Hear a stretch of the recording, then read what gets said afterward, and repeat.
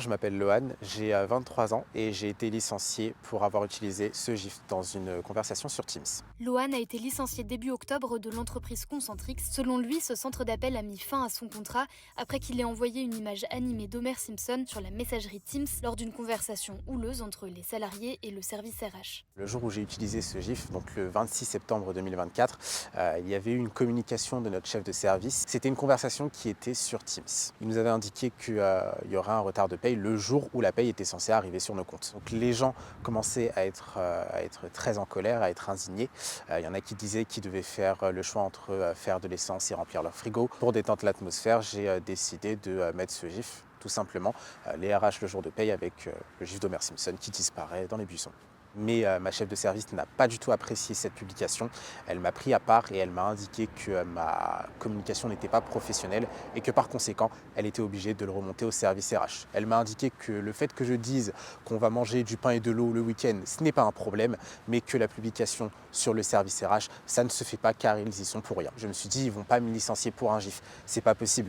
Tout le monde en utilise dans leur communication, que ce soit les agents, que ce soit les superviseurs, parfois même les responsables, ils en utilisent également. Je ne vois pas pourquoi ils me licencieraient pour ça. On m'a convoqué le 9 octobre aux alentours de 14 heures alors que j'étais dans l'entreprise depuis 10 heures pour le début de mon shift et ils m'ont fait part de mon licenciement pour faute grave. Le licenciement est uniquement lié au GIF. On ne me reproche rien d'autre, que ce soit un retard ou un dépassement de pause ou un dossier où j'aurais pu faire une erreur critique, comme ils peuvent l'appeler.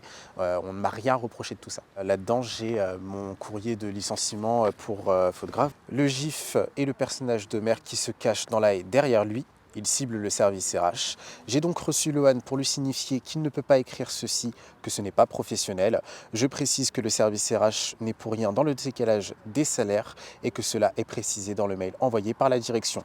Lohan reconnaît que sa communication n'est pas professionnelle. On me rappelle l'usage du matériel de l'entreprise et également un élément de la charte informatique. Lorsque j'ai dû quitter l'entreprise, ils m'ont raccompagné, j'ai récupéré mes effets personnels, je leur ai déposé mon badge et mon casque. Et suite à ça, j'ai voulu aller dans les toilettes pour me débarbouiller de la situation et ils m'attendaient devant la porte. Je leur ai demandé est-ce que vous allez me suivre jusqu'aux toilettes. Ils m'ont expliqué qu'ils voulaient s'assurer que je quittais l'établissement une bonne fois pour toutes. J'étais révolté, j'étais très en colère, j'étais très choqué, je me suis dit mais pourquoi est-ce qu'on me parle comme ça suite à un GIF? Je n'ai rien fait de mal et pourtant je suis traité comme un criminel.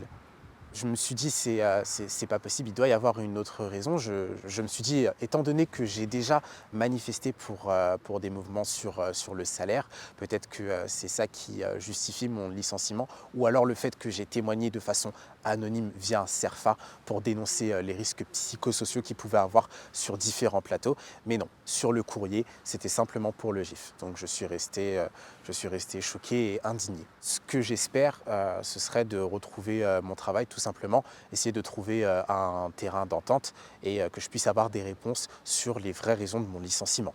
Contactée par Le Parisien, l'entreprise n'a pas souhaité s'exprimer. Dans les colonnes d'actu.fr, la direction de l'entreprise explique que, contrairement à ce qui était invoqué par certaines organisations syndicales, ces licenciements ne sont en aucun cas liés aux raisons mentionnées. Les décisions ont été prises sur la base de critères valables et légaux en accord avec les réglementations en vigueur.